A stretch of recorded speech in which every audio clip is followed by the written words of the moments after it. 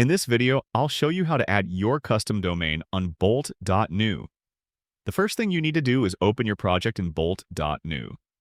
In the top middle menu, click on the More Options button, and from the drop-down, select All Project Settings. Once you're in the settings, click on Domain and Hosting. Here you'll see two options: you can buy a new domain or connect a domain you already own. Keep in mind that to connect a custom domain, you'll need a paid plan on Bolt.new. If you already have a domain, click on Connect a Domain you own. For example, if you're using Hostinger, log into your Hostinger account and find your domain. Click on the Manage button next to it. In the domain settings, click on Edit next to DNS name servers. Here, you'll need to add a record that points your domain to your hosting location. Choose cname as the type, and in the target field, paste the link of your app hosting provider.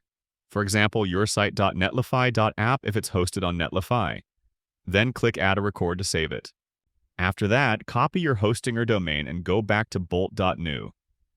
Paste your domain into the field and click Connect.